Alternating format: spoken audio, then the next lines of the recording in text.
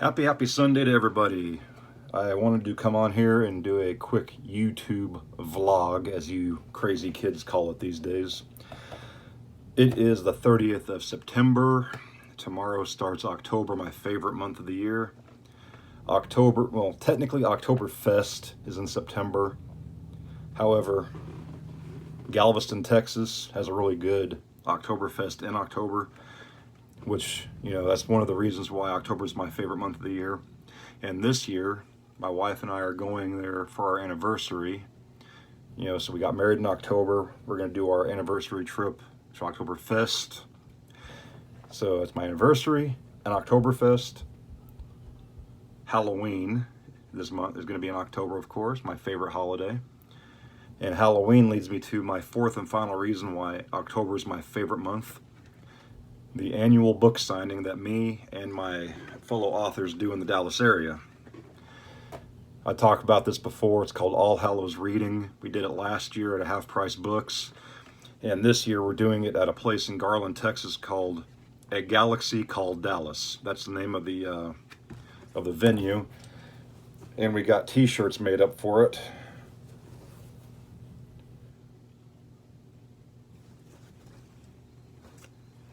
Pretty cool. It's got a book cover.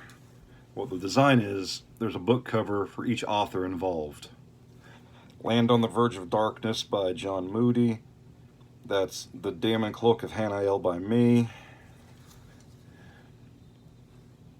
Seven Sisters Moon by Dana Burnworth. And then this last one is Midnight Forever, The Graveyard on the Hill by Brandon Henry.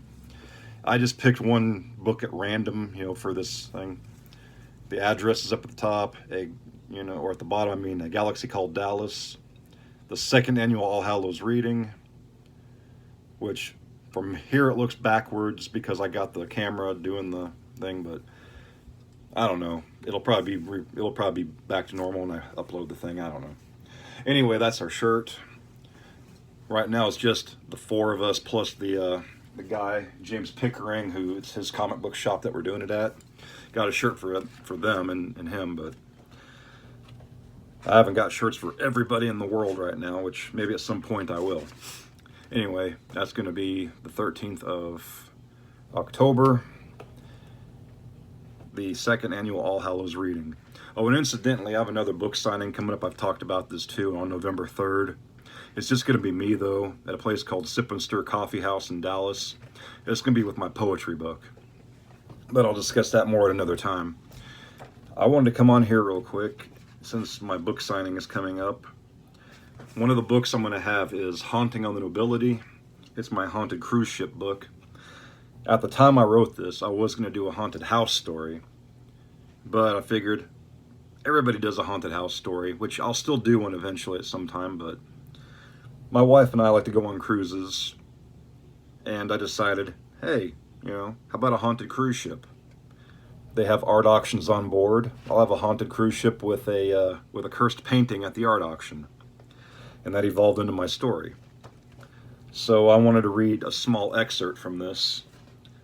The first thing I'm going to read from it is actually a quote I put in there, because it's a ghost story. I put this quote in it about my views on ghosts in the universe, are they real or not? And then I'm going to read the Prelude, which I'm calling it that instead of prologue, because the book is set up, it's a 5-night cruise. There's 5 parts in the book, or actually 6 parts. The first part, is going to be the welcome on board day. It's a 5-night cruise, Monday through Friday. Day 1, Monday, welcome aboard. There's 5 chapters. Day 2, 5 chapters, 3, 4, and 5, and then there's a part 6, which is, after the cruise, called Endgame. There's 5 more chapters there, so it's a pretty structured book. I decided to do that, it's like very set and structured, and, because you're only on the cruise for a limited time. But I've had a few people read this and say they really loved it, and, it's perfect for Halloween. What's more Halloween than a ghost story? Okay, I'll shut up now and I'll read. To those who say that ghosts aren't real, I say this. Have we progressed so much in our knowledge of the universe that we can say for certain that we know everything. The wonder and mystery of the universe is grand indeed. Gods and demons, ghosts and angels, aliens and magic. It is pure arrogance to say these things aren't in the realm of possibility simply because our limited knowledge of science and technology hasn't found them yet. Just because we can make a smartphone doesn't mean we're wise in the ways of the universe. And I firmly believe that. You know, it's like people say, well, you can't prove a ghost. Well, we don't know everything in this universe. You know, if we had the proper knowledge, we probably could prove a lot of stuff that we normally would think is science. It was a superstition from science, you know. I believe science was put here to help us understand the universe, not be our end-all, be-all of everything, you know. Because once we believe something, oh, that can't be real because this, you know, we don't know everything. We are basically children in this universe. Just because we have all this technological marvel doesn't mean we're mature enough to understand the inner workings of the fabric of reality. But anyway, I digress. I don't want to get on my soapbox here. Okay, and now I'm going to read the Prelude. It was a cold morning on that Saturday, the 5th of October, in the year of our Lord, 1669. Rembrandt, a poor man with a talent for art, was dead, having passed away the previous day. A victim of his poor health and poverty, he had no option but to leave the world of the living behind. Having outlived children and lovers in his final years, he had been residing in the home of his illegitimate daughter, Cornelia, born to him by a maid who had previously been in his employ. The girl had come to revere her father, though he was absent from her life for the first years, due to her love of art. She loved any and everything in the art world, and she always prided herself on the fact her father had created forms of art that were sure to echo through the ages.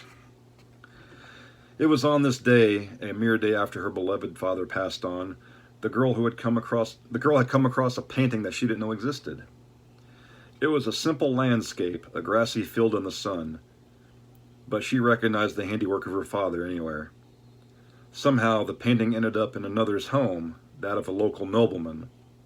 The painting was slightly different than how Cornelia had found it, but no one else would know that. Now the field held a figure standing among the tall grass. That painting sat there, admired by all the nobleman's visitors. Several decades later, the nobleman himself died, and the artwork went to his grandson. Throughout the years, it was passed down the family line until the family finally went broke and sold many things to make ends meet.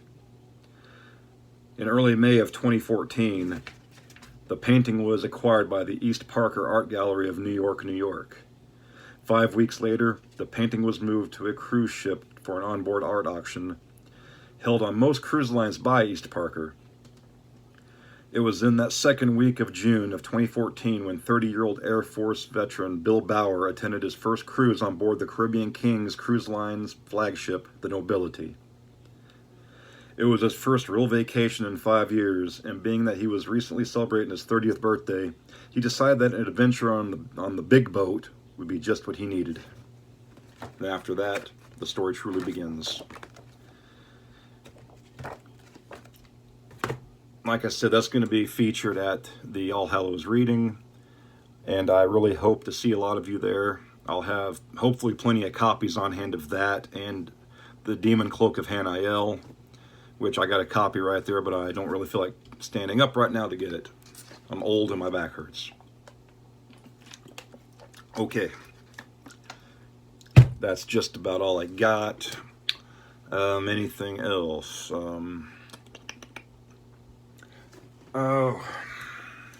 One more time I'll show you the shirt, because I like this shirt. October 13th, A Galaxy Called Dallas in Garland, Texas. Me, Dana Burnworth, John Moody, and Brandon Henry, all local authors here in the Dallas area. We're all going to be on hand to sell and sign our books that are all Halloween related. You're going to get horror, the paranormal, the supernatural. You're going to get dark fantasy. You're going to get magic and monsters. You're going to get sci-fi, zombies and ghouls. You know, anything Halloween related. That's what we're doing here. So I hope to see you there. And again, if you want some poetry, come on down to the Sip Stir Coffee House in Dallas, but I'll be talking about that more in a future video. In the meantime, everybody have a good week, and try not to go too crazy from all the chuckleheads out there.